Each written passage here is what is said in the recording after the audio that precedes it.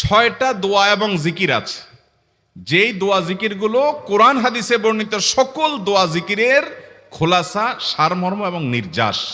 এই 6টাকে যদি কোনো মুসলমান নিয়মিত আঁকড়ে ধরে, তাহলে কোরআন এবং হাদিসের যত দোয়া এবং জিকির আছে কেমন যেন তার নির্যাসটা নিয়মিত সে আমল করলো। বলবো সেগুলা। এই 6টা দোয়া এবং জিকিরের মধ্যে সর্বপ্রথম হলো নবী করিম সাল্লাল্লাহু আলাইহি সাল্লামের প্রতি দুরূদ প্রেরণ করা। নবীজি সাল্লাল্লাহু আলাইহি সাল্লামের প্রতি দুরূদ প্রেরণ করার আমল এরকম আমল, আপনি যদি সারা দিনে শুধুমাত্র নবীজির প্রতি দুরূদ প্রেরণ করার আমলটাই জিকির হিসাবে সবচেয়ে বেশি করেন, দোয়া হিসাবে যদি এটাই আপনি সারাদিন করতে থাকেন, তো আপনার জন্য যথেষ্ট হবে। আল্লাহর কাছে আর কিছু না চাইলেও চলবে, আর কিছু না চাইলেও চলবে। দুরূদ মানে হলো নবীজির জন্য দোয়া করা। ভাই, আল্লাহ তার হাবিবকে রহম করবেন, আপনার আমার দোয়ার দিকে আল্লাহর তাকানোর কোনো ঠেকা আছে? নবীজি কি আমাদের দোয়ার কোনো মুখাপেক্ষী? কিন্তু আমরা তার জন্য দোয়া করলে ওই চান্সে আল্লাহ তাআলা আমাদের প্রতি অনুগ্রহ করবেন। একবার না, আপনি নবীজির প্রতি একবার রহমতের দোয়া করবেন, একবার দুরূদ পাঠ করবেন। মান সাল্লা আলাইয়া মাররাতান সাল্লাল্লাহু আলাইহি আশারা। নবীজি সাল্লাল্লাহু আলাইহি সাল্লাম বলেছেন, একবার আমার জন্য তোমরা দোয়া করলে, আমার প্রতি দুরূদ পাঠ করলে, আল্লাহ তাআলা তোমাদের জীবনে 10 বার 10 জায়গায় 10 টাইমস তোমাদের উপরে আল্লাহ তাআলা অনুগ্রহ করবেন। আপনি টেরও পাবেন না কত জায়গায় আল্লাহ অনুগ্রহ করেছেন। আল্লাহ বাঁচাই দিয়েছেন, একটুর জন্য শেষ হয়ে যান নাই। ওই যে দুরূদ পড়ছেন, আল্লাহ তাআলা রক্ষা করছে, আপনি খবরও নাই। আল্লাহ তাআলা আপনার প্রতি বিশাল একটা দান করছে, আপনি লক্ষ্যও করেন নাই। ওই যে দুরূদ পড়ছেন একবার, 10 বার রহমত হবে। এভাবে যত দুরূদ পড়বে সে তত রহমত এবং অনুগ্রহ পাবে। এক সাহাবী বলেছেন, ইয়া রাসূলুল্লাহ, আমি আমার দোয়ার কত অংশ আপনার জন্য রিজার্ভ রাখবো? আমি তো আল্লাহর কাছে অনেক কিছু চাইবো, অনেক কিছু নিবেদন করব, আপনার জন্য যেন আল্লাহ রহমত নাজিল করে, এটাই হলো দুরূদ। এই দুরূদটা আমি কি পরিমাণ রাখবো? 4 ভাগের 1 ভাগ, 3 ভাগের 1 ভাগ, অর্ধেক? এরপরে সাহাবী বলছেন, আসলে যদি সবগুলোই করি। উনি এক একটা পার্সেন্টেজ বলছেন, আর নবী করিম সাল্লাল্লাহু আলাইহি সাল্লাম বলছেন যে, তাকে বুঝাচ্ছেন যে আরো বেশি করতে পারলে ভালো হয়। তো সাহাবী বাড়াইতে বাড়াইতে শেষ পর্যন্ত বলেন যে, আমার দোয়া যদি সবগুলো আপনার জন্য করি, আমি যদি আর কোনো দোয়া না করি, শুধু আপনার জন্যই দোয়া করি। নবী করিম সাল্লাল্লাহু আলাইহি সাল্লাম তাকে সুসংবাদ দিলেন যে, তাহলে তোমার আর কোনো সমস্যা থাকবে না, সব সমস্যা দূর হয়ে যাবে, তোমার কোনো পেরেশানি থাকবে না। ভাইরা আমার, দুরূদের আমল এমন একটা আমল যে আপনার জীবনে কোনো বিপদ, কোনো মুসিবত, কোনো পেরেশানি, কোনো সমস্যা দেখা দিয়েছে, আপনি যদি দুরূদ পড়তে থাকেন, কোনো কিছু মনে আসছে না। অনেক সময় ছাত্র জিজ্ঞেস করে, ভাই পরীক্ষার হলে পড়া ভুলে গেছি, কি করব? আমি কি, দুরূদ পড়া শুরু করেন। আরবদেরকে দেখা যায় কোনো কিছু ভুলে গেলে তারা বলে আল্লাহুম্মা সাল্লি আলা মুহাম্মদ, আল্লাহুম্মা সাল্লি আলা মুহাম্মদ, এটা শুরু করে তারা। কারণ নবী করিম সাল্লাল্লাহু আলাইহি সাল্লাম এর হাদিস থেকে স্পষ্টভাবে, একটি নয় বহু হাদিস থেকে প্রমাণিত, যে ব্যক্তি দুরূদটা নিয়মিত পাঠ করবে, সালাত আলা নবীটাকে যে ব্যক্তি আঁকড়ে ধরবে, সব সময় তার মুখ থেকে সালাত সালাত সালাম চলতে থাকে, এই ব্যক্তির সকল গুনাহ আল্লাহ মাফ করে দিবেন, সকল পেরেশানি আল্লাহ তাআলা মুক্ত করে দিবেন। ভাইরা আমার, দুরূদের আমলটা এত গুরুত্বপূর্ণ আমল, এটা আমরা করি এখন। অনেকে আছেন যে আনুষ্ঠানিকতা যখন থাকে দুরূদের, মিলাদের, তখন একটু সালাত আলা নবী যেভাবেই করেন। আর বাকি অনেকে আছেন যেগুলো করারও কোনো খোঁজ খবর নাই। দুরূদ বেশি বেশি করে পাঠ করবো তো ইনশাআল্লাহ। সবচেয়ে শ্রেষ্ঠ দুরূদ, সবচেয়ে উত্তম দুরূদ হলো দুরূদ ইব্রাহিম, যেটা নামাজে পড়েন। আর সবচেয়ে সংক্ষিপ্ত দুরূদ হলো সাল্লাল্লাহু আলাইহি ওয়াসাল্লাম। এছাড়া নবীজির প্রতি দোয়ামূলক যে কোনো দুরূদই আল্লাহর কাছে গ্রহণযোগ্য হতে পারে, যদি দুরূদের অর্থের মধ্যে, কথামালার মধ্যে খারাপ কিছু না থাকে। দুরূদের নামে অনেকগুলো দুরূদ প্রচলিত আছে বিভিন্ন বই পুস্তকে। অমুক দুরূদ পড়লে অমুক এত নেকি হয়, বা অমুক দুরূদ পড়লে এতবার পড়লে ওই বিপদ দূর হয়। এগুলো কোনো হাদিস নির্দেশিত না, এগুলো হয়তো কারো তাজরিবা, অভিজ্ঞতা নির্ভর। কিন্তু হাদিস নির্দেশিত দুরূদ হলো দুরূদ ইব্রাহিম, আর সবচেয়ে সংক্ষিপ্ত দুরূদ হলো সাল্লাল্লাহু আলাইহি সাল্লাম। অর্থের ভিতরে যদি খারাপ কিছু, শিরকের কিছু না থাকে, নবীকে আবার আল্লাহর পর্যায়ে পৌঁছানোর মতো গোমরাহি যদি না থাকে দুরূদের অর্থের মধ্যে, তাহলে যে কোনো দুরূদই আপনি আল্লাহর কাছে পেশ করতে পারেন। তাহলে 6টা দোয়া হলো কোরআন হাদিসের শত শত সহস্র দোয়ার নির্যাস এবং খোলাসা। তার 1 নম্বর হলো দুরূদের আমল। করবো না বেশি বেশি ইনশাআল্লাহ? আমার জীবনে বহুবার এমন হয়েছে, বহুবার এমন এমন বিপদ যে দেয়ালে পিঠ ঠেকে গেছে, এখান থেকে উদ্ধারের কোনো পথ আর চোখের সামনে দেখা যাচ্ছে না। আমি এই আমলটি, এর পাশাপাশি ইস্তেগফারের আমল যেটা দ্বিতীয় নম্বরে বলবো আমি, এই দুটি আমল কন্টিনিউয়াসলি করে গেছে, হরদম প্রতি নিঃশ্বাসে নিঃশ্বাসে, বাস টয়লেটের টাইম বাদে বাকি ফুল টাইম এটা দুরুদ এবং ইস্তেগফার অব্যাহত রাখছি। আল্লাহ তাআলা এমন ভাবে অলৌকিক ভাবে উদ্ধার করেছেন যে আমার কল্পনায়ও আসে না যে এখান থেকে এভাবে হেল্প হতে পারে। ভাইরা আমার অভিজ্ঞতার 2 পয়সার কোনো মূল্য নাই। আমার অভিজ্ঞতা কি আসলো না আসলো এটাতে কিছু আসা যায় নাই। রহমতুল লিল আলামিন আল্লাহর রাসূল আল্লাহর নবী ওয়াদা করেছেন যে আপনার পেরেশানি দূর হবেই হবে ইনশাআল্লাহ। অতএব দুরুদের আমল বেশি বেশি করবো না ইনশাআল্লাহ। নাম্বার 2, ইস্তেগফার। ইস্তেগফার ইস্তেগফার এটাও বেশি বেশি করতে হবে, দুরুদও বেশি বেশি করতে হবে। দুরুদের ব্যাপারে নবী করিম সাল্লাল্লাহু আলাইহি সাল্লাম এক হাদিসে বলেছেন, আকসিরু আলাইয়া মিনাস সালাতি মিন ইয়াউমিল জুমআতি ওয়া লাইলাতিল জুমআহ। জুমার রাতে আর জুমার দিনে, অর্থাৎ বৃহস্পতিবার দিবাগত রাত আর জুমার দিন শুক্রবার, এই সময়গুলোতে তোমরা আমার প্রতি বেশি বেশি দুরুদ পাঠ করো। এই যে নবীজি বলছেন বেশি বেশি পাঠ করো, তাহলে দুরুদটা বেশি বেশি পাঠ করতে হবে। ঠিক একইভাবে 2 নম্বর যেটা, দ্বিতীয় আমল যেটা ইস্তেগফার, এটাও বেশি বেশি করতে হবে। কারণ ইস্তেগফার সম্পর্কে কোন কোন হাদিসের ভাষ্যের মধ্যে মান লাজিমাল ইস্তেগফার ভাষ্য এসেছে, অর্থাৎ যে ব্যক্তি ইস্তেগফারকে আঁকড়ে ধরবে, এটাকে কন্টিনিউয়াসলি করবে, ইস্তেগফার কখনো ছাড়বে না, সবসময় তার মধ্যে ইস্তেগফার অব্যাহত থাকবে, ওই ব্যক্তিকে আল্লাহ রাব্বুল আলামিন বিভিন্ন পেরেশানি থেকে সারপ্রাইজড হওয়ার মতো এমন এমন পথ বের করে দিবে যে সে চিন্তাও করে নাই। তার পেরেশানি থেকে মুক্তির পথ আল্লাহ তাআলা দেখাই দিবেন। ইস্তেগফার কিভাবে করবেন ভাই? ইস্তেগফার এমন একটা আমল, এটা ছাড়া তো আমাদের উপায় নাই ভাই। ইস্তেগফার আমাদের দুনিয়ার পেরেশানি দূর করবে, আখিরাতের পেরেশানি দূর করবে। দুনিয়ার পেরেশানি আমাদের বিপদ আপদ মুসিবত, এগুলো রিজিকের অনটন অভাব এগুলা, আর আখিরাতের পেরেশানি হলো আমাদের পাপ গুনাহ এগুলা। কোরআনে কারিমে আল্লাহ রাব্বুল আলামিন সূরা নূহের মধ্যে আল্লাহ নবী নূহ আলাইহিস সালাম তার সম্পর্কে বলছেন, ফাকুলতুস্তাগফিরু রাব্বাকুম ইন্নাহু কানা গাফফারা ইউরসিলিস সামাআ আলাইকুম মিদরারা ওয়া ইউমদিদুকুম বিআমওয়ালিন ওয়া বানিন ওয়া ইয়াজআল লাকুম জান্নাতিন ওয়া ইয়াজআল লাকুম আনহারা। তিনি বলেন, আমি বলেছি আমার জাতিকে তোমরা ইস্তেগফার কাছে ইস্তেগফারটা করতে থাকো। রুটি রুজি নাই, চাকরি নাই, ইনকাম নাই, ব্যবসা খারাপ যাচ্ছে, পেরেশানি হচ্ছে, ইস্তেগফার ধরো, কি হবে? ইন্নাহু কানা গাফফারা। যদি ইস্তেগফার করো, 1 নম্বর লাভ হলো আল্লাহ মাফ করে দিবেন গুনাহ। ইউরসিলিস সামাআ আলাইকুম মিদরারা, যাতে ফসল ভালো হয়, রিজিক ভালো হয়, সেই ব্যবস্থা আল্লাহ করবেন। ওয়া ইউমদিদুকুম বিআমওয়ালিন ওয়া বানিন, ছেলে মেয়ে হয় না অথবা ভালো ছেলে মেয়ে নাই, আল্লাহ তাআলা নেক সন্তান দিয়ে তোমাকে শক্তিশালী করবেন, সম্পদ দিয়ে শক্তিশালী করবেন। ওয়া ইয়াজআল লাকুম জান্নাতি ওয়া ইয়াজআল লাকুম আনহারা, আল্লাহ তাআলা প্রসবন দিবেন, ফসল দিবেন, বরকত দিবেন রুজিতে। কিসের মাধ্যমে? ইস্তেগফার। কিসের মাধ্যমে ভাই? ইস্তেগফার। আহা, ইস্তেগফারের আমল আমাদের দেশে মানুষ আমরা জানি না ভাই।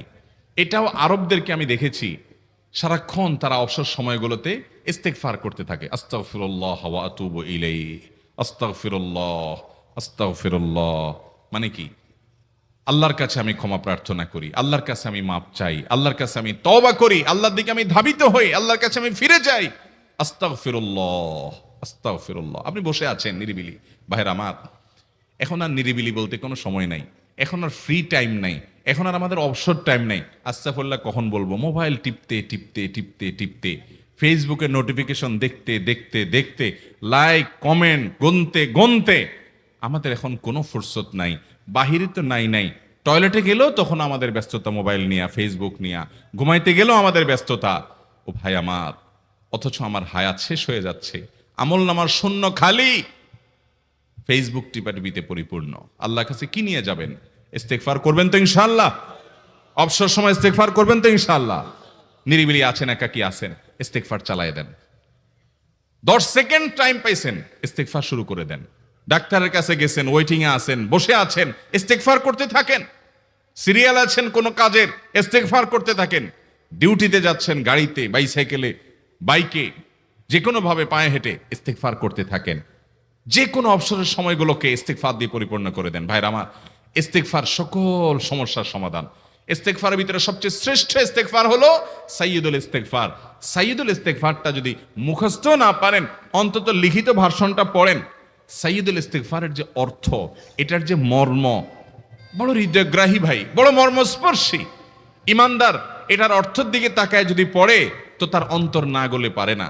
আল্লাহুম্মা আনতা রব্বি, হে আল্লাহ আপনি আমার রব, আপনি আমার পালনকর্তা লাগেন। আপনার সাথে আমার এই সম্পর্ক, আমি আপনার গোলাম, আপনি আমার রব, এই সম্পর্কটা আপনার সাথে আছে।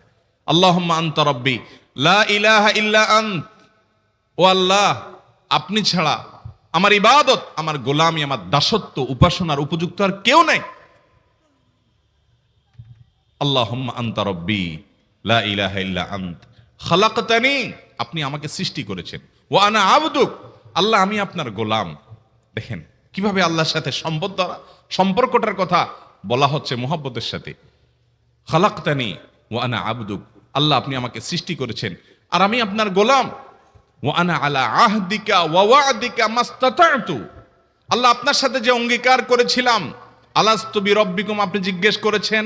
আলমে আরওয়াহাতে আমরা বলেছি বালা, হ্যাঁ আপনি আমার রব। আপনাকে রব হিসাবে স্বীকৃতি দিয়ে আপনার গোলামি করার যে অঙ্গীকার আমরা করেছি, কালিমাতুশ শাহাদা যে আমরা পাঠ করেছি, এই যে আপনার সাথে কৃত অঙ্গীকার, রব হিসাবে স্বীকৃতি দেওয়ার পর, গোলাম হিসাবে মেনে নেওয়ার পর, আমি আপনার যে গোলামি করার কথা ছিল, ওয়া আনা আলা আহদিকা ওয়া ওয়া'দিকা মাস্তাতা'তু, যতটুকু পারছি আমি সে ওয়াদার উপরে থাকার চেষ্টা করছি আল্লাহ।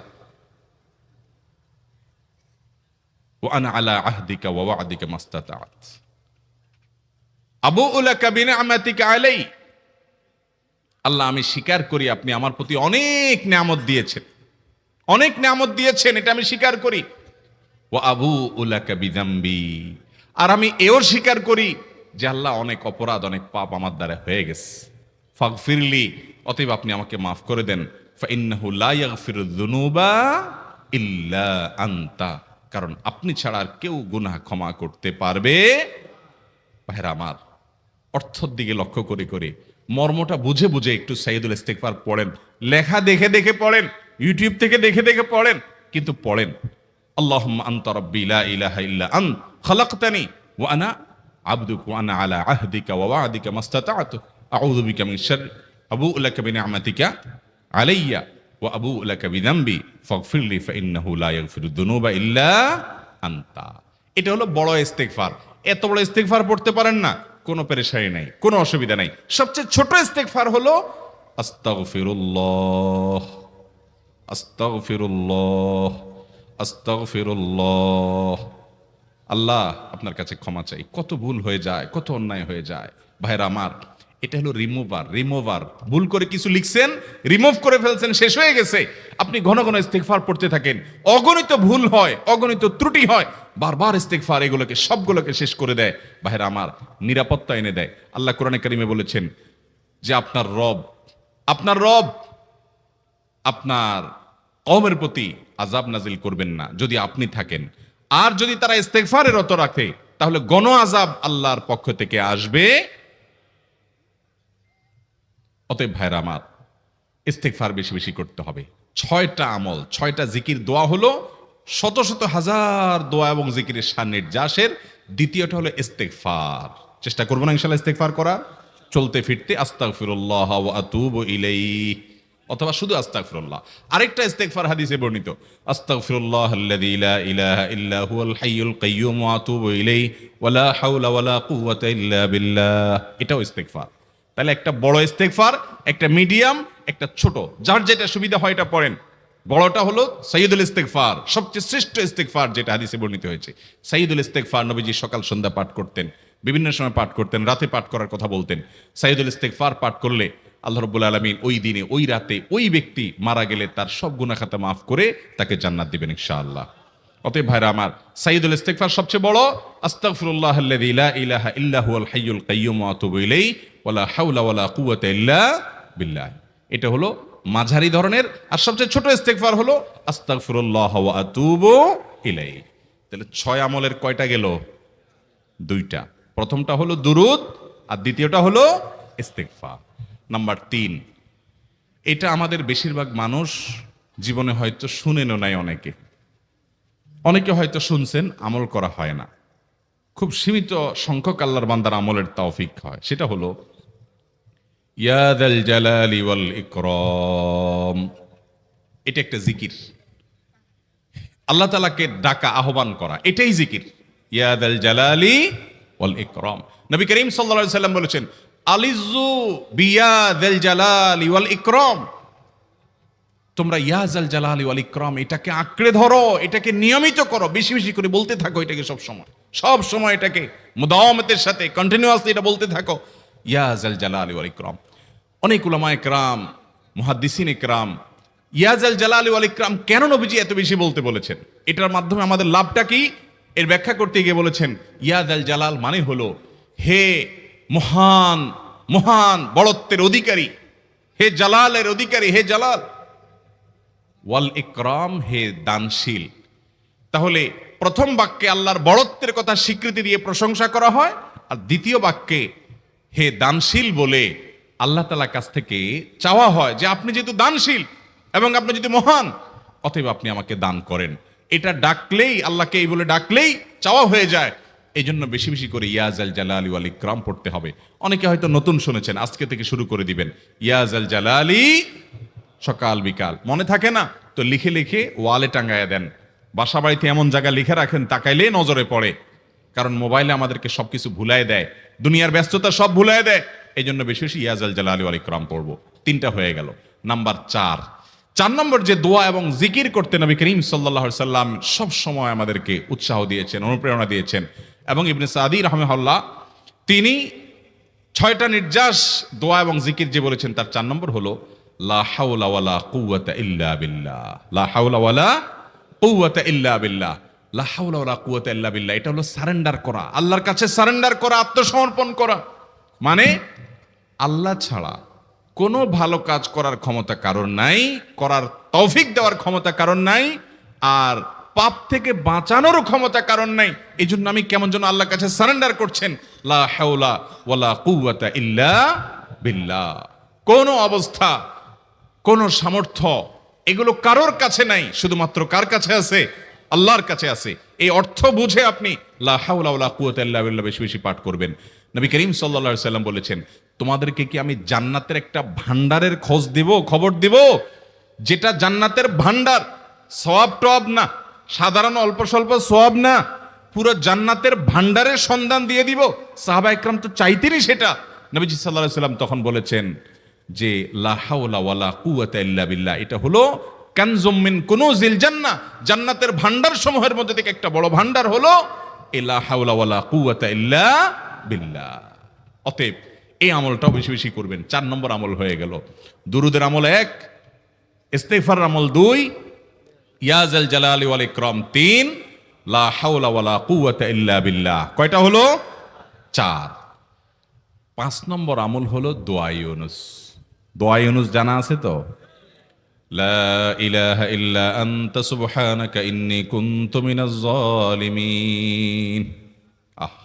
ভাইরা আমার, অর্থের দিকে তাকায়া মাঝে মধ্যে মোবাইল টোবাইল সব ফালায় রেখে একটু আল্লাহর সাথে কথা বলবেন, আল্লাহর সাথে একটু কানেক্টেড হওয়ার চেষ্টা করবেন, আল্লাহর সাথে একটু সংযুক্ত হওয়ার চেষ্টা করবেন। ডিসকানেক্টেড তো পুরো লাইফটা কাটাই দিলেন, একটু কানেক্টেড হওয়ার চেষ্টা করেন। প্রতিদিন কিছু সময় বসে একটু জিকির করেন, চলতে ফিরতে একটু আল্লাহকে সময় দেন। আপনি উপকৃত হবেন, আপনার কল্ব জিন্দা হবে, আমল নামা সওয়াবে পরিপূর্ণ হবে। লা ইলাহা ইল্লা আনতা সুবহানাক ইন্নী কুনতু মিনাজ জালিমিন। অর্থের দিকে তাকান, কত মর্মস্পর্শী। লা ইলাহা ইল্লা আনতা, আল্লাহ আপনি ছাড়া কোনো সত্যিকারের মাহবুদ নাই, উপাস্য নাই। সুবহানাক, আপনি পবিত্র, আমি আপনার পবিত্রতা জ্ঞাপন করছি। ইন্নী কুনতু মিনাজ জালিমিন, তবে আমি সেসব মানুষদের অন্তর্ভুক্ত যারা নিজের প্রতি নিজে জুলুম করেছে, অবিচার করেছে, অন্যায় করে আমার নিজের পায়ে নিজে কুড়াল মেরেছি বহু। অতএব আপনি আমাদের প্রতি রহম করেন। এই দোয়া পাঠ করে আপনারা সবাই জানেন আল্লাহর একজন নবী, তিনি জীবনের সবচেয়ে কঠিন পরিস্থিতির মুখোমুখি হয়ে এমন বিপদে পড়েছেন যে বিপদ থেকে উদ্ধারের কোনো পথ ছিল না। দুনিয়াবী সকল সিস্টেম বলবে যে সমুদ্রে নিক্ষেপিত হয়ে বিশাল বড় সমুদ্রের প্রাণী মাছের পেটে চলে গেলে সে মানুষ আবার বাঁচে কিভাবে? মুহূর্তের ভিতরে তো মারা যাবে অক্সিজেনের অভাবে। এটাই দুনিয়ার সিস্টেম বলে। আল্লাহ তাআলা অলৌকিক ভাবে, লৌকিক সিস্টেমের ঊর্ধ্বে রেখে আল্লাহ তাআলা তাকে এই বাক্য পাঠ করার কারণে এর মাধ্যমে আল্লাহ তাকে মুক্তি দান করেছেন। এবং আল্লাহ তাআলা এই ঘটনা কোরআনে উল্লেখ করার পর একটা সুসংবাদ বলছেন আমাদের সবার জন্য, বিরাট বড় আনন্দের সংবাদ। আল্লাহ বলেছেন, ওয়াকাযালিকা নুনজিল মুমিনিন। এই বাক্য পাঠ করার পর ইউনূস আলাইহিস সালামকে শুধু রক্ষা করেছেন আল্লাহ তাই নয়, আল্লাহ বলেছেন একইভাবে তাকে যেরকম রক্ষা করেছি, এই বাক্য যদি কেউ পড়ার মতো পড়ে, হক আদায় করে পড়ে, মনের গভীর থেকে পড়ে, মর্ম উপলব্ধি করে পড়ে, নিয়মিত পড়ে, ওয়াকাযালিকা নুনজিল মুমিনিন, ঈমানদারদেরকে আমি রক্ষা করে দেব এভাবে। আরো শুনবেন, আমাদের প্রিয় নবী সাল্লাল্লাহু আলাইহি ওয়াসাল্লাম বলেছেন, তোমরা আমার ভাই ইউনূস ইবনে মাত্তা যে দোয়া করেছে, ওই দোয়াটাকে তোমরা আঁকড়ে ধরবা, যে কোনো বিপদে আপদে মুসিবতে আল্লাহর কাছে চাইবা। ভাইরা আমার, আমরা বিপদ আপদে পড়লে হুজুরদের কাছে চলে যাই দোয়ার জন্য, অনেকে মাজারে চলে যায়, সেখানে মানত করে, টাকা পয়সা দেয় বিপদ উদ্ধার করার জন্য। কপাল পোড়া জানে না ও কার গোলাম, ও আরশে আজিমের মালিকের গোলাম, তার সাথে ডাইরেক্ট কানেক্টেড হওয়ার সুযোগ আছে, শুধু ইউজ করলেই হয়, সুইচ দিলেই হয়। কপাল পোড়া জানে না, ডানে বামে গিয়ে নিজের আমল বরবাদ করে, ঈমান বরবাদ করে, তাওহীদ নষ্ট করে। ভাইরা আমার, তাহলে যে কোনো সমস্যা ফিল করি অথবা স্বাভাবিক অবস্থাতে দোয়া ইউনূস পাঠ করব, লা ইলাহা ইল্লা আনতা সুবহানাকা ইন্নী কুনতু মিনাজ জালিমিন। ভাইরা আমার, দুনিয়ার মানুষের কাছে আপনি অপরাধী এটা বললে খারাপ লাগে। আপনি একটা অফিসে চাকরি করেন, দুর্নীতি করে চুরি করে ধরা পড়ছেন, বসের কাছে যে মাপ চাইছেন, স্যার ভুল হয়ে গেছে, আর কখনো করব না, লোভে পড়ে করে ফেলছি, বিপদে পড়ছিলাম, টাকা টানছিল স্যার, আর কোনোদিন করব না, মাফ করে দেন স্যার, চাকরিটা রাখেন স্যার। আপনি মাপ চাইলেন, লজ্জিত হলেন, চোখের পানি ফেললেন, পাও ধরে মাপ চাইলেন, ছোট হলেন। এই ছোট হওয়ার পরে আপনার চাকরি যদি টিকেও যায়, বস যদি আপনাকে মাফ করেও দেন, তারপরেও কি আপনার কাছে ভালো লাগবে? না এত বড় একটা অঘটন ঘটলো, ছোট হলেন, সবার সামনে লজ্জিত হলেন, অনুতপ্ত হলেন, ধরা পড়লেন, মাপ চাইতে হলো, এজন্য আপনার খারাপ লাগবে না? কিরকম খারাপ লাগবে? এত খারাপ লাগে অনেকে সহ্য করতে পারে না, গুনাহের দিকে চলে যায়, আত্মহত্যা পর্যন্ত করে ফেলে, এই বেইজ্জতি সহ্য করতে পারে না। ঠিক না ভাই? ঠিক।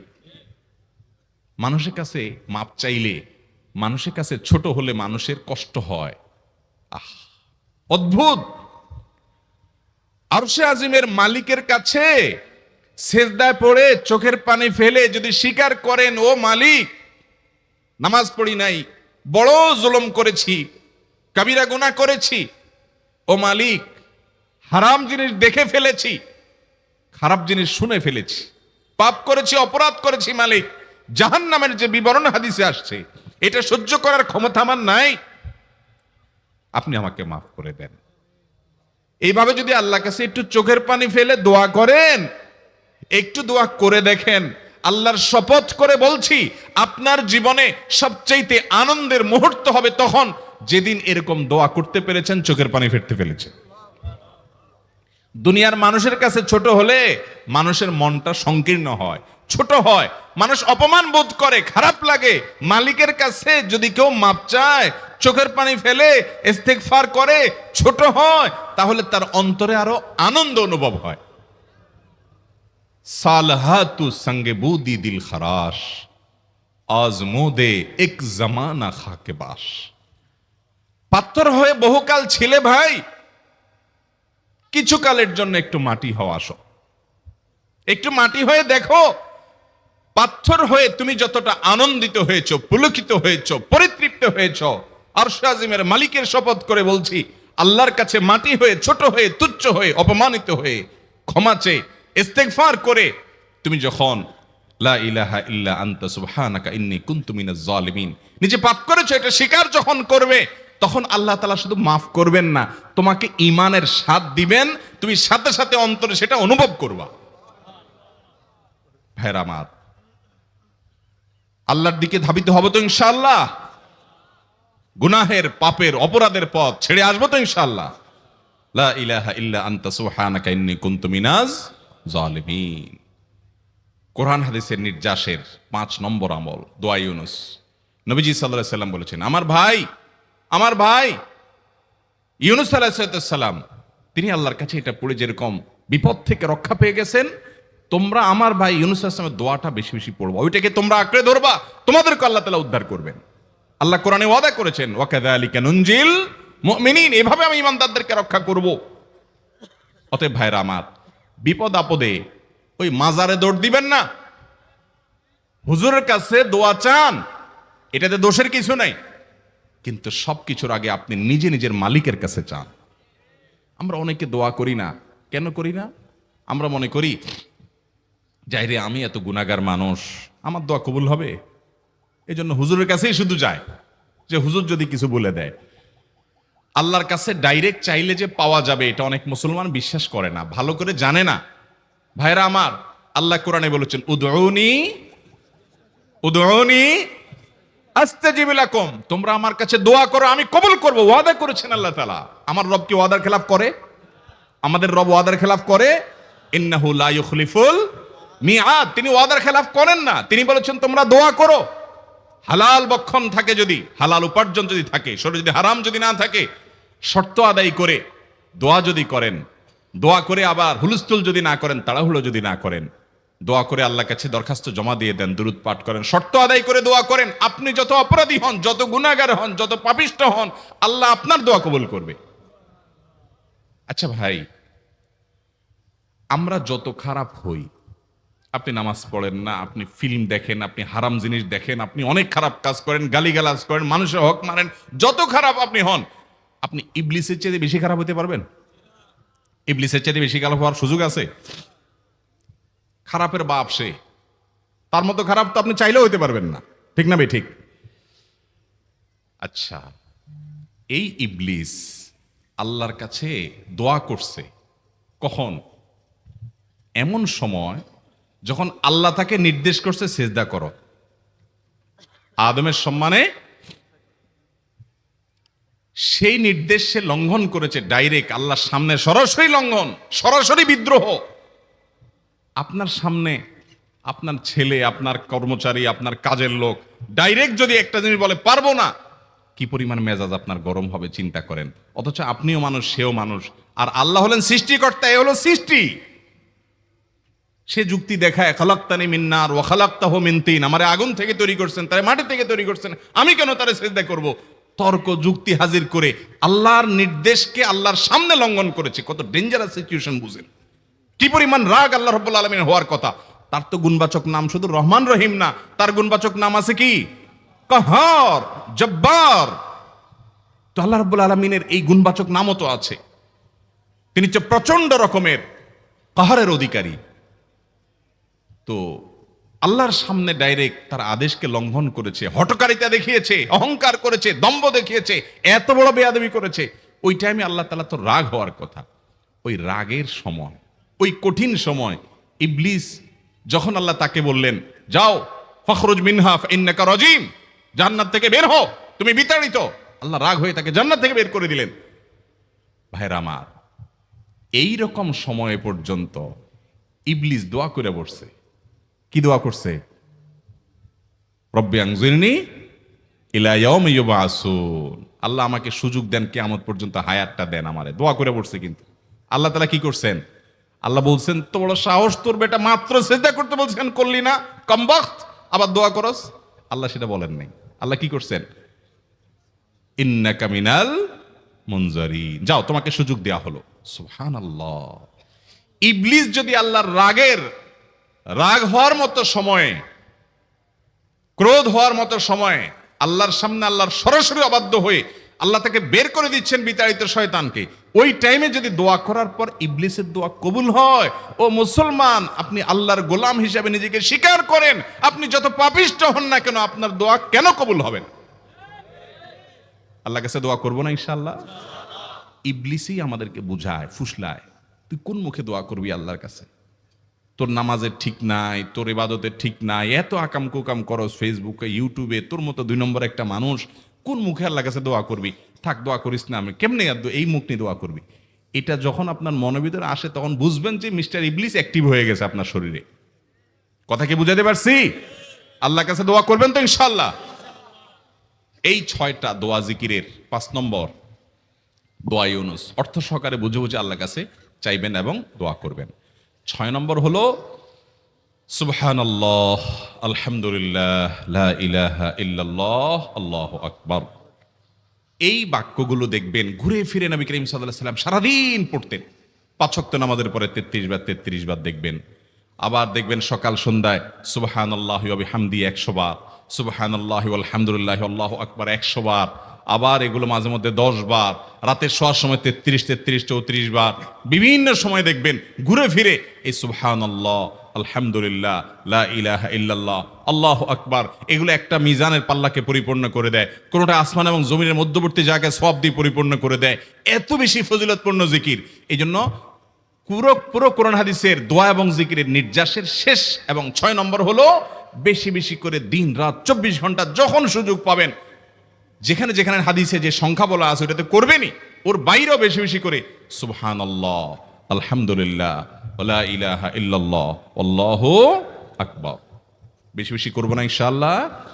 আবারও বলছি, পুরো কোরআন হাদিসের দোয়া এবং জিকিরের নির্যাস 6টির একটি হলো, এটি ইবনে সাঈদী রাহিমাহুল্লাহর গবেষণা, তার গবেষণার আলোকে তিনি এটা পেশ করেছেন। এটি আবার কোন হাদিস থেকে নির্যাস বের করে দেওয়া হয়েছে সে নয়, এটা একজন মুফাসসিরের গবেষণা। তিনি বলেছেন কোরআন হাদিসে যত দোয়া বলা হয়েছে সবগুলার মর্ম কথা এর মধ্যে চলে আসে। তাছাড়া নবী সাল্লাল্লাহু আলাইহি সাল্লাম এবং কোরআনে এইগুলাকে বেশি বেশি করতে বলেছেন। আলিজ্জু, আকসিরু, মান লাজিমা, এই শব্দগুলো ব্যবহার করা হয়েছে। এই জন্য এগুলো বেশি বেশি করে করতে হবে। এই যে শেষেরটা নবী সাল্লাল্লাহু আলাইহি ওয়াসাল্লাম সবসময় বিভিন্ন জায়গায় করতেন। আবারও বলছি, নাম্বার 1 দুরুদ, নাম্বার 2 ইস্তিগফার, নাম্বার 3 ইয়া যাল জালালি ওয়াল ইকরাম, নাম্বার 4 লা হাওলা ওয়ালা কুওয়াতা ইল্লা বিল্লাহ, জান্নাতের ভান্ডার এটা, নাম্বার 5 লা ইলাহা ইল্লা আনতা সুবহানাকা ইন্নী কুনতু মিনাজ জালিমিন, বিপদ না আসলেও স্বাভাবিক অবস্থায় পড়বেন। নাম্বার 6 সুবহানাল্লাহি ওয়াল হামদুলিল্লাহি ওয়া লা ইলাহা ইল্লাল্লাহু আল্লাহু আকবার। নিয়মিত করব তো ইনশাআল্লাহ। আল্লাহ আমাকে আপনাকে আমাদের সবাইকে আমল করার তৌফিক দান করুন। জিলহজের প্রথম 10 দিনের আমল, ইবাদত, নেকামল, ভালো কাজ, এটা আল্লাহর কাছে এত প্রিয়, অন্য কোন সময়ের আমল ইবাদত, অন্য কোন দিনের আমল ইবাদত আল্লাহর কাছে এত প্রিয় না। বান্দা এই 10 দিনে নেকামল করলে আল্লাহ তাআলা যত খুশি হন, অন্য কোন সময়ের নেকামলে আল্লাহ তাআলা এত সন্তুষ্ট হন না। জিজ্ঞাসা করা হলো, কিলা ওয়ালাল জিহাদ ইয়া রাসূলুল্লাহ, সাহাবীরা প্রশ্ন করলেন, হে আল্লাহর রাসূল, অন্য সময় আল্লাহর রাহে যদি কেউ জিহাদে যায়, অন্য সময় যদি জিহাদে রত হয়, তাহলে সেই আমলটার মর্যাদাও কি এই দশকের সাধারণ নেকামলের চাইতে উত্তম না? ওটা তো জিহাদ, জীবন বাজি রাখা।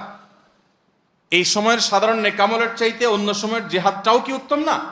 নবী সাল্লাল্লাহু আলাইহি সাল্লাম বলেছেন, ওয়ালাল জিহাদু ফি সাবিলিল্লাহ, অন্য সময়ের জিহাদও এই সময়ের সাধারণ নেকামলের চাইতে উত্তম না, ইল্লা, তবে অন্য সময়ের জিহাদ যদি কেউ এই পর্যায়ে করে যে তিনি তার জান মাল সবকিছু নিয়ে জিহাদে গেছেন কিন্তু কিছু নিয়েই ফিরে আসতে পারেন না, সব আল্লাহর রাহে কোরবানি করে দিয়েছেন, এই লোকের কথা ভিন্ন, তার মর্যাদা সবকিছুর উপরে। তাহলে এই দশকের নেকামল, এই দশকের ইবাদত বন্দেগীর মর্যাদা এত বেশি ভাইরা আমার, যে আল্লাহ রাব্বুল আলামিনের কাছে বছরের অন্য কোন সময়ের কোন আমল, এমনকি জিহাদও, সাধারণ জিহাদও এই দশকের নেকামলের চাইতে বেশি প্রিয় না। এই হাদিস থেকে, বুখারীর এই হাদিস থেকে আমরা কি বুঝলাম? যে এই দশক আল্লাহ সুবহানাহু ওয়া তাআলার কাছে ইবাদতের দশক, নেকামলের দশক, মর্যাদার দশক, ফজিলতের দশক। আল্লাহ রাব্বুল আলামিন এই দশকের কদর করার তৌফিক আমাদের সবাইকে দান করুন। ভাইরা আমার, বিশ্ববিখ্যাত হাদিসবেত্তা হাফেজ ইবনে হাজার আসকালানী রাহমাতুল্লাহি আলাইহি জিলহজের প্রথম দশক সম্পর্কে বলেছেন, জিলহজের প্রথম দশকের এত মর্যাদা কেন বেশি ভাই? কারণ সমস্ত ইবাদাতের সমাহার এই দশকের মধ্যে আছে। ইসলামের যে মৌলিক ইবাদতগুলো আছে প্রায় সব, মেইন সব ইবাদতগুলোর সমাহার এই দশকে আপনি খুঁজে পাবেন, এমনকি রমজানেও পাবেন না সব, এই দশকে সবগুলোর সমাহার পাবেন। কিভাবে? এই দশকে আমরা দেখি যে প্রথমত ঈমান তো 12 মাসের আমল, অন্য সময়ও আছে, এই সময়ও আছে। 5 ওয়াক্ত নামাজ 12 মাসের আমল, অন্য সময়ও পড়তে হয়, এই দশকেও পড়তে হয়। রোজা রমজান মাসে আছে, এই দশকেও রোজা আছে, প্রথম 9 দিনই রোজার কথা হাদিসে আছে, আবার বিশেষভাবে আরাফাতের দিন রোজার কথা আছে। তাহলে ইসলামের তৃতীয় রোকন রোজা অবশ্য হজ হলো তৃতীয়, জাকাত হলো তৃতীয় রকম। জাকাত অন্য সময় দেওয়া যায়, এই সময়ও দেওয়া যায়, তাহলে জাকাত আদায়যোগ্য সময় এটা। আবার রোজারও আমল এই দশকের মধ্যে আছে। আর হজ তো হয়ই এই দশকে, হজের মূল কাজই হলো এই দশকে, ফরজ কাজগুলো সব এই দশকেই হয়ে যায়। তাহলে এই দশকে ঈমান আছে, নামাজ আছে, জাকাত আছে, রোজা আছে, হজ আছে, আবার কোরবানি আছে, আবার জিকিরের জন্য আলাদা নির্দেশ আছে। এই দিনগুলোতে বিশেষভাবে আল্লাহর জিকির করো, আছে না নাই ভাই? তাহলে আমরা কি বুঝলাম? এই দশকে সমস্ত ইবাদতের কি আছে? সমাহার আছে, সমস্ত ইবাদতের নজির আছে। এই জন্য এই দশকের মর্যাদা অনেক বেশি। আল্লাহ রাব্বুল আলামিন এই দশকের মর্যাদা এবং কদর আমাদের সবাইকে করার তৌফিক নসিব করুন। ভাইরা আমার, এই দশকের মর্যাদা নিয়ে আমরা কথা বাড়াতে চাই না, এবার আমরা করণীয়তে চলে যাই। কি করব আমরা? আমরা কোরআন এবং হাদিসের আলোকে 11টি আমলের কথা বলতে পারি। এই 11টি আমল এই দশকের জন্য খাস, স্পেশাল। নাম্বার 1 নম্বর এই দশকের আমল হলো বেশি বেশি আল্লাহর জিকির করা। কি করা? বেশি বেশি আল্লাহর জিকির করা। কারণ কোরআনে কারিমের সূরা তাওবাতে আল্লাহ রাব্বুল আলামিন এই দশককে ইঙ্গিত করে বলেছেন যে তোমরা আল্লাহ তাআলার জিকির করো ফি আইয়ামিম মাদুদাত, নির্দিষ্ট দিনসমূহে, নির্ধারিত দিনগুলোতে তোমরা আল্লাহর জিকিরে মাশগুল থাকো। এখানে আল্লাহর জিকির যে নির্দিষ্ট দিনগুলোতে রাখার কথা বলা হয়েছে, সেই আয়াতের ব্যাখ্যা আবারও তাফসীর ইবনে কাসিরে এবং ইবনে আব্বাস রাদিয়াল্লাহু তাআলা সহ আরো অন্যান্য মুফাসসিরদের থেকে বর্ণিত হয়েছে যে নির্দিষ্ট দিন বলতে জিলহজের প্রথম 10 দিনকে আল্লাহ তাআলা মিন করেছেন। এই 10 দিনই তোমরা আল্লাহর জিকিরে বেশি বেশি করে আল্লাহ তাআলা জিকির করো। তাহলে জিকির শুধু না, পরিমাণে বাড়িয়ে বাড়িয়ে বেশি বেশি পরিমাণে জিকির করতে হবে এই দশকে। আল্লাহ তাআলার স্মরণ অন্তরে হবে, মুখে আল্লাহ তাআলার জিকির চলবে, কাজের মাধ্যমে জিকিরের আমল চলবে, অন্তরের স্মরণের মাধ্যমে, মুখে জিকিরের মাধ্যমে। কোরআনের তেলাওয়াত একটা জিকির, তাসবিহগুলো একটা জিকির, তাহমিদ আল্লাহর প্রশংসা একটা জিকির, এরকম যত জিকির আছে এই দশক হলো জিকিরের দশক। সবচেয়ে বেশি জিকির চলবে, সবচেয়ে বেশি কি চলবে? জিকির চলবে। দ্বিতীয়ত যে আমলটি চলবে তা হলো যে কোনো নেকামল, যে কোনো নেকামল। কারণ একটু আগে আমরা হাদিস শুনলাম যে নবী করিম সাল্লাল্লাহু আলাইহি সাল্লাম বলেছেন মা মিন আইয়ামিন আল্লাহ আমালুস সালিহু ফিহিন্না আহাব্বু ইলাল্লাহ মিন হাযিহিল আইয়াম। এই জিলহজের 10 দিনের চাইতে অন্য কোন দিনের নেকামল আল্লাহর কাছে বেশি প্রিয় না। মাস হিসাবে রমাদান সবচেয়ে সেরা, আর দিন হিসাবে খুচরা দিনগুলোর মধ্যে রমজানের বাইরে সবচেয়ে সেরা কোনটা? জিলহজের প্রথম দশক। রমজানের পরে মর্যাদার বিচারের সবচেয়ে বেশি মর্যাদাপূর্ণ দশক হলো এই দশক। এই জন্য এই দশকে আমল করলে আল্লাহর কাছে এত প্রিয় যে অন্য কোনো সময়ের আমল আল্লাহর কাছে এত প্রিয় না। এই জন্য এই দশকের দ্বিতীয় আমল হলো বেশি বেশি নেকামল করা। বেশি বেশি কি করা? নেকামল করা। রুটিন যে নামাজগুলো আছে, কাজগুলো আছে, সেগুলো বিশেষ ইহতেমামের সাথে করা। অন্য সময় আপনি নামাজের টুকটাক গাফলতি করেন, কিন্তু এই দশকে মোটেই করবেন না। অন্য দশকে আপনার ফজরের জামাত একটু মিস হয়, এই দশক মোটেই করবেন না। আগে থেকে ইহতেমাম থাকবে যে এই দশক কোনোভাবে ইবাদত থেকে আমি যেন দূরে না থাকি। আল্লাহ তাআলা আমাদের সবাইকে আমলের তৌফিক দান করুন। তাহলে 2 নম্বর আমল হলো বেশি বেশি নেকামল করা এই দশকে। রুটিন নেকামলগুলো যেগুলো সবসময় করতে হয় এগুলোকে বিশেষ ইহতেমামের সাথে করা, আর আরো নফল আমল বাড়িয়ে বাড়িয়ে করা। আপনি অন্য সময় কোরআন তেলাওয়াত খুব বেশি করতে পারেন না, এই দশকে কোনো অবস্থাতে ছাড়বেন না। অন্য সময় তাসবিহ তেলাওয়াত খুব বেশি হয় না, এই দশকে কোনো অবস্থায় ছাড়বেন না। অন্য সময় নামাজে খুব বেশি খুশু ধরে রাখতে পারেন না, এই দশকে চ্যালেঞ্জ থাকবে যে ধীরস্থিরতার সাথে মনোযোগের সাথে নামাজ পড়বো। এভাবে নেকামলের কসরত করতে থাকবেন আল্লাহর প্রিয় পাত্র হওয়ার পথে। আমরা এগিয়ে যেতে চাইলে এই দশক, এই 10টা দিন আমাদের জন্য বিরাট বড় একটা সুযোগ। আল্লাহ আমাদের সবাইকে তৌফিক দান করুন। 3 নম্বর, এই দশকের করণীয় হলো সকল গুনাহ থেকে অন্য সময়ের চাইতে এই সময়টাতে বেঁচে থাকার জন্য বেশি সচেষ্ট থাকা। গুনাহ তো 12 মাসই আমরা করব না, কিন্তু এই দশক গুনাহ না করার ব্যাপারে চেষ্টাটা একটু বেশি থাকবে। কারণ আপনারা সূরা তাওবার একটি আয়াত শুনেছেন, আল্লাহ রাব্বুল আলামিন সম্মানিত 4 মাসের আলোচনা করে বলেছেন যালিকাদ দীনুল কাইয়্যিম ফালা তাজলিমু ফিহিন্না আনফুসাকুম। এই সম্মানিত মাসগুলোতে তোমরা নিজের প্রতি নিজে অবিচার করিও না। ভাইরা আমার, তার মানে যেই সময়টাতে আল্লাহর নৈকট্য লাভের সুযোগ, ওই সময়টাতে যদি কেউ পাপাচারে লিপ্ত হয়, এর চেয়ে পাপিষ্ট আর কে আছে? এই জন্য আল্লাহ রাব্বুল আলামিন আমাদেরকে দরদের সাথে বলছেন, ভাষা খেয়াল করেন, ফালা তাজলিমু ফিহিন্না আনফুসাকুম, তোমরা নিজের পায়ে নিজে কুঠারাঘাত করিও না। এই 10 দিন না, শুধুমাত্র এই পুরো সম্মানিত 4 মাস, সম্মানিত 4 মাসের ভিতরে টানা 3টা মাস চলছে, জিলকদ, জিলহজ, মুহররম। আরেকটা হলো রজব মাস, রমজানের আগের মাসের আগের মাস। তাহলে সম্মানিত 4 মাসের মধ্যে এই 10টা দিন আবার বিশেষ মর্যাদাবান। অতএব এই আয়াতটা এখানে আরো বেশি ফিট হবে, অর্থাৎ পাপাচার থেকে বাঁচার জন্য আলাদা কসরত থাকবে। অন্য সময় আমি গুনহার কাজ করলেও এই দশকে কোন অবস্থাতে আল্লাহর নাফরমানি করব না। আল্লাহ আমাদের সবাইকে বেঁচে থাকার তৌফিক দান করুন। ভাই আমার, তাহলে 3 নম্বর আমল আমরা পেয়ে গেলাম। 4 নম্বর আমল হলো যাদেরকে আল্লাহ তাআলা সামর্থ্য দিয়েছেন তারা হজ করবেন। এই দশক হজের আমলের মাস, আমলের দশক, এই দশকেই হজ হবে। অতএব যাদের তৌফিক দিয়েছেন আল্লাহ তাআলা তারা কি করবেন? হজ করবেন। এটা এই দশকের আমল। এটা হলো 4 নম্বর আমল। 5 নম্বর আমল হলো যাদেরকে আল্লাহ সামর্থ্য দিয়েছেন তারা এই দশকে কোরবানি করবেন। কারণ কোরবানি এমন একটা আমল, নবী করিম সাল্লাল্লাহু আলাইহি সাল্লাম মদিনা হিজরত করেছেন, এরপর থেকে প্রতি বছরই তিনি কি করেছেন? কোরবানি করেছেন। আল্লাহ নির্দেশ করেছেন ফাসাল্লি লিরাব্বিকা ওয়ানহার, তুমি তোমার রবের নির্দেশ পালনার্থে নামাজ আদায় করো এবং কোরবানি করো। তো এই জন্য ঈদুল আজহায় অর্থাৎ এই জিলহজের প্রথম দশকের শেষ দিন অর্থাৎ 10ম দিনে কোরবানির আমলটা করা, এটা যাদের সামর্থ্য আছে তাদের জন্য প্রযোজ্য। এই দশকের একটা আমল হলো কি করা? কোরবানি করা। কয়টা আমল গেল? 5টা। 6 নম্বর হলো যাদের কোরবানি করার ইচ্ছা আছে তারা জিলহজের চাঁদ ওঠার আগে আগে জিলকদ মাসের শেষ দিনের মধ্যে তাদের হাতের নখ, চুল, গোফ, অবাঞ্ছিত লোম এগুলো সব কেটে পরিষ্কার করে ফেলবেন এবং এই দশক আর সেগুলোতে হাত দিবেন না। কোরবানি করে তারপরে সেগুলো পরিষ্কার করতে চাইলে করবেন, এই দশকে আর হাত দিবেন না। নবী সাল্লাল্লাহু আলাইহি সাল্লাম বলেছেন মান আরাদা আন ইউদাহিয়া ফালা ইয়াখুয মিন শা'রিহি ওয়া আযফারিহি শাইআ, যে ব্যক্তি কোরবানি করার এরাদা করেছে, নিয়ত করেছে, সেই জন্য তার চুল, নখ এগুলো না কাটে ওই 10 দিন। জিলহজের চাঁদ উঠছে আর কাটবেন না, চাঁদ উঠার আগে আগে কেটে ফেলবেন এবং কোরবানির পরে যায় কাটবেন, এই 10 দিন বিরত থাকা। তবে অন্য আরো বিভিন্ন রেওয়ায়াত থেকে, বর্ণনা থেকে বোঝা যায় যে এই আমলটা শুধু যিনি কোরবানি করবেন তিনি নয়, যিনি কোরবানি করবেন না, কোরবানি করার সামর্থ্য নাই, তিনি এই আমল করতে পারেন, তাহলে আল্লাহ তাআলা তাকে কোরবানি করার সওয়াব দান করবেন। এমনকি কোন কোন সালাফ, কোন কোন সাহাবী থেকে এই আমলও বর্ণিত আছে যে বাসার বাচ্চা কাচ্চা যারা আছে তাদেরকেও এই দশকে চুল, নখ ইত্যাদি কাটতে নিষেধ করেছেন। তাহলে চুল, নখ ইত্যাদি কাটা থেকে বিরত থাকা এই 10 দিন, আগে কাটা এবং পরে কাটা, এই 10 দিন না কাটাকাটি না করা, এটা একটা মুস্তাহাব আমল। এবং প্রায় সব ফুকাহায়ে কেরাম এই ব্যাপারে একমত হয়েছেন।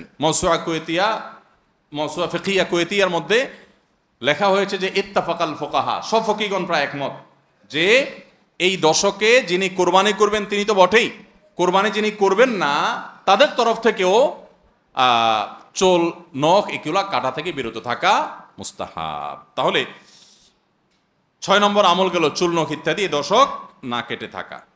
7 নম্বর আমল হলো এই দশকে বেশি বেশি তাকবীর পাঠ করা। এটা তাকবীরে মুতলাক বলা হয়, সাধারণ তাকবীর। আল্লাহু আকবার, আল্লাহু আকবার, লা ইলাহা ইল্লাল্লাহ, আল্লাহু আকবার, আল্লাহু আকবার ওয়ালিল্লাহিল হামদ। এই তাকবীরটা হলো মিন শাআইরিল ইসলাম, এটাকে আমরা করতে পারি। ইসলামের যে নিদর্শনগুলো আছে সেগুলোর মতো করে এই তাকবীরটা আমরা পাঠ করব, এমনভাবে পাঠ করব যে অলিতে গলিতে, রাস্তাঘাটে সব জায়গায় তাকবীরের ধ্বনি চলতে থাকবে, কারোর ডিস্টার্ব করে না, মৃদু কণ্ঠে সব জায়গায় গুনগুনিয়ে আমাদের মুখ থেকে তাকবীর চলবে। জিলহজের প্রথম দশকে এই আমলটা সম্পর্কে নবী করিম সাল্লাল্লাহু আলাইহি সাল্লামের ভাষ্য খেয়াল করেন, তিনি বলেছেন ফাকসিরু ফীহিন্না মিনাত তাকবীরি ওয়াত তাহলিলি ওয়াত তাহমিদ।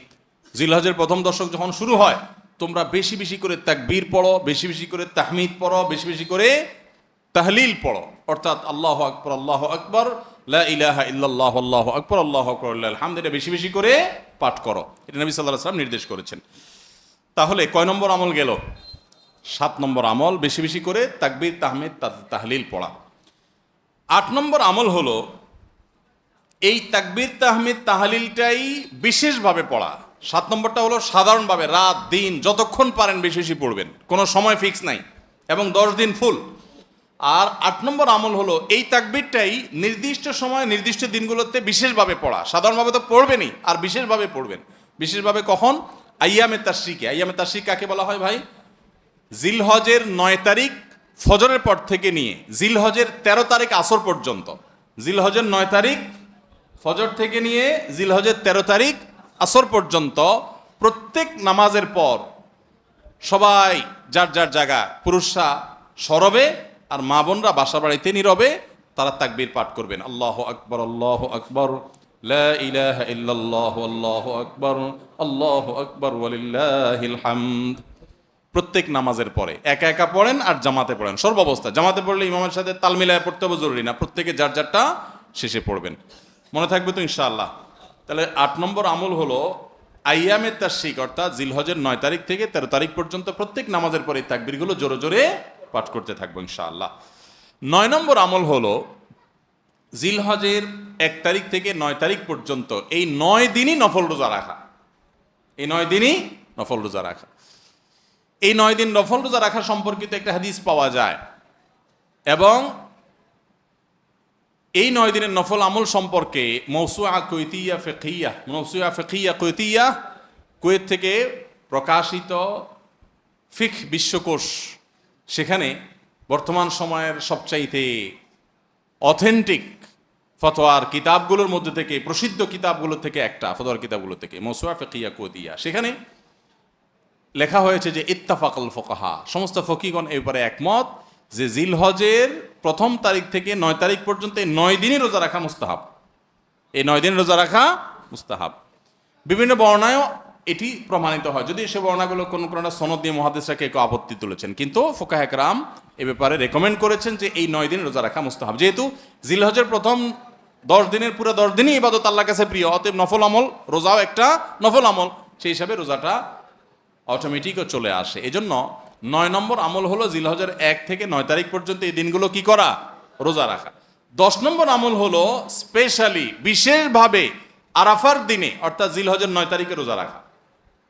জিলহজের 9 তারিখে কি করা? রোজা রাখা। প্রথম 9 দিন সাধারণ, আর বিশেষভাবে 9 তারিখের গুরুত্ব আরো বেশি, কারণ নবী করিম সাল্লাল্লাহু আলাইহি সাল্লাম বলেছেন, সিয়াম ইয়াউমি আরাফা আহতাসিবু আলাল্লাহি আন ইউকাফিরা সানাতাল্লাতী ক্বাবলাহা ওয়াল্লাতী বাদাহা।